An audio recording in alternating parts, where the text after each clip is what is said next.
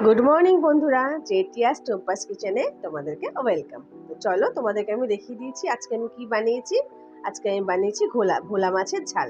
তো চলো, খুব ইজি এবং খুব সহজ পদ্ধতিতে বানিয়েছি ভোলা মাছের ঝালটি। আর যদি আজকে তোমাদের আমার এই রেসিপিটি ভালো লেগে থাকে তাহলে তোমরা আমার চ্যানেলটিকে সাবস্ক্রাইব করে দিও, লাইক কমেন্ট অ্যান্ড শেয়ার করে দিও। আর যারা ফেসবুক থেকে দেখছো তারা আমার চ্যানেলটাকে প্লিজ ফলো করে দিও। তো চলো তোমাদেরকে আমি স্টেপ বাই স্টেপ দেখিয়ে দিচ্ছি কীভাবে আজকে এই রেসিপিটি আমি বানিয়েছি।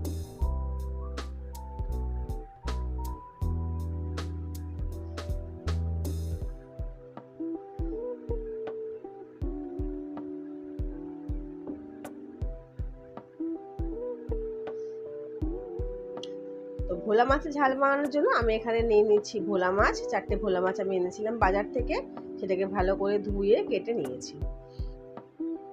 আচ্ছা, তার সাথে সাথে নিয়ে নিয়েছি এখানে পেঁয়াজ কুচি, টমেটো কুচি, আদা রসুন বাটা, হলুদ গুঁড়ো আর সর্ষে পোস্ত বাটা, নুন, চিনি, তেল যা যা লাগে সেগুলো তো নিয়েছি। তো চলো প্রথমে মাছটা আমি ম্যারিনেট করে নিচ্ছি। তার জন্য নিয়ে নিলাম এর মধ্যে ভোলা মাছের মধ্যে নুন আর হলুদ। ভালো করে এটাকে মাখিয়ে নেব যাতে ভোলা মাছটার মধ্যে নুন হলুদ ভালো করে মিশে যায়। একদম খুব ভালো করে মেখে নিচ্ছি। খুব ইজি বানানো, তোমরা সবাই নিজেরাই ঘরে বানাতে পারবে এটা।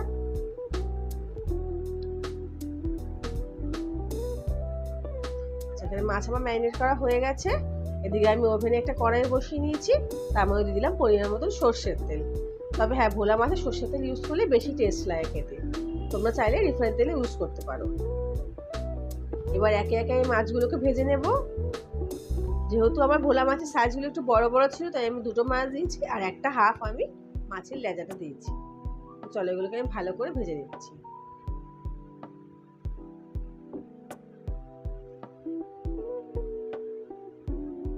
আমি একটু ভালো করেই ভাজবো, লাল লাল করে।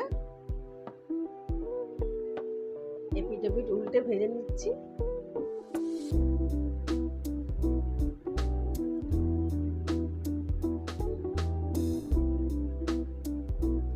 আমার ভিডিওগুলো ভালো লাগলে প্লিজ আমার ভিডিওগুলোতে কমেন্টস করবেন।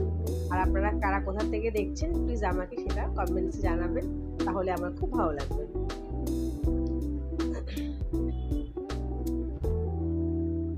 চলো মাছগুলো এখানে ভাজা হয়ে গেছে, একটা পাত্রের মধ্যে আমি তুলে নিচ্ছি।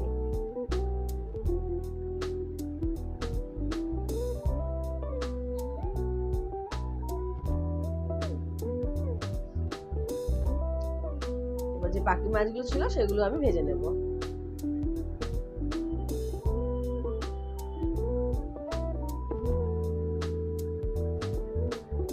উল্টে পাল্টে ভেজে নিলাম। এখানে মাছ ভাজা কমপ্লিট হয়ে গেছে।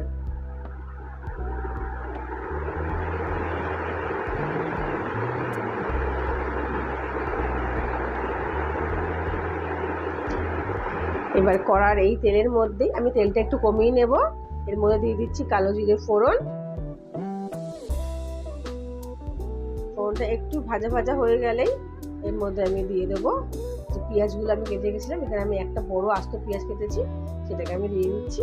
ভালো করে কষিয়ে নেব যাতে পেঁয়াজটা পুরোপুরি সফট হয়ে যায়।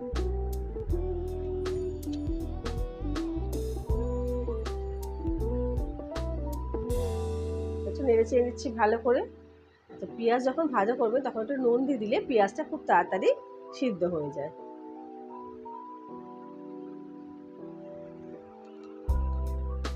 পেঁয়াজটা আমার ভালো করে ভাজা হয়ে গেছে। এবার আমি এর মধ্যে দিয়ে দেবো, আমি এখানে আদা আর রসুন একসাথে বেটেছিলাম, তো আমি এখানে 1.5 চামচের মতন আদা রসুন বাটা দিয়ে দিচ্ছি।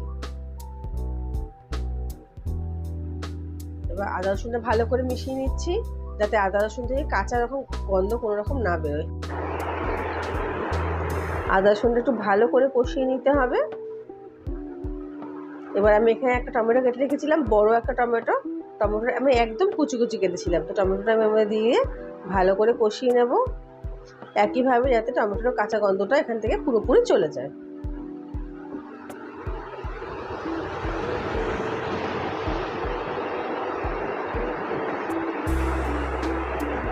দিয়ে দিচ্ছি পরিমাণ মতন হলুদ গুঁড়ো, তার সঙ্গে দিয়ে দেবো পরিমাণ মতন লঙ্কার গুঁড়ো, আর দিয়ে দেবো আমি এখানে 1 চামচ কাশ্মীরি লঙ্কার গুঁড়ো। তো চলো এগুলোকে ভালো করে মিক্স করে নিচ্ছি, একদম কষিয়ে নেব যতক্ষণ অবধি মশলা থেকে আবার তেলটা ভালো করে বেরিয়ে আসছে। একদম লাল লাল করে কষিয়ে নিয়েছি।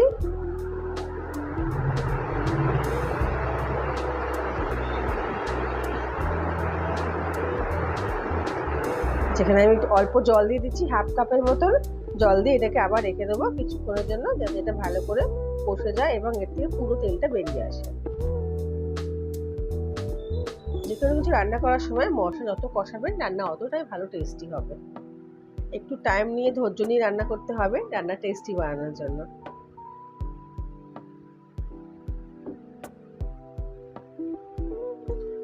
দেখো এখানে মশলা আমার কষে গেছে, পুরোপুরি তেলটা আমার বেরিয়ে এসছে। একটু নাড়িয়ে চাড়িয়ে নিচ্ছি যাতে তলায় লেগে না যায়। ওয়েদারের জন্য আমার ঠান্ডা লেগে গিয়ে গলার টোনটা আমার পুরো পাল্টে গেছে।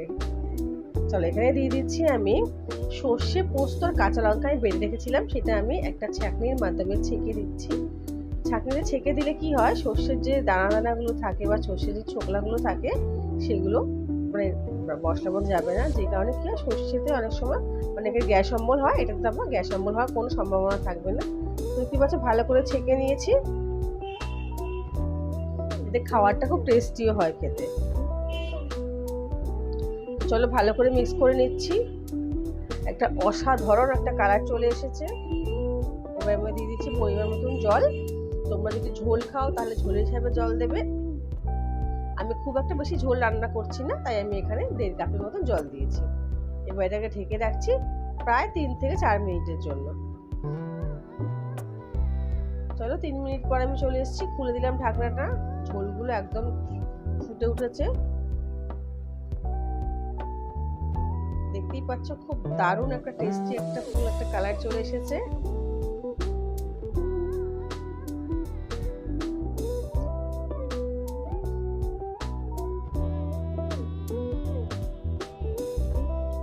ভালো করে ফুটিয়ে নিচ্ছি। আচ্ছা এবার যে মাছগুলো আমি ভেজে রেখেছিলাম সেই মাছগুলো এখানে এবার আমি একে একে দিয়ে দেবো।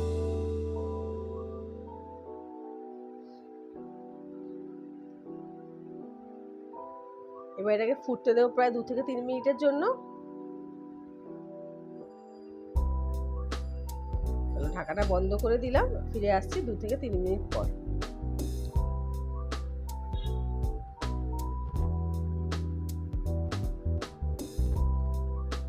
অপূর্ব সুন্দর একটা স্মেল আসছে রান্না থেকে, আর খুব কালারফুল হয়েছে রান্নাটা দেখতে। আমার রান্না মোটামুটি হয়েই গেছে, একটু উল্টে পাল্টে নিচ্ছি এপিট ওপিট।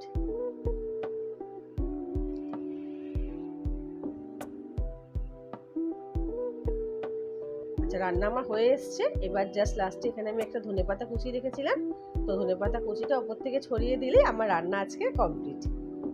তো চলো তোমাদেরকে এবার আমি এটা সার্ভ করে দেখাচ্ছি।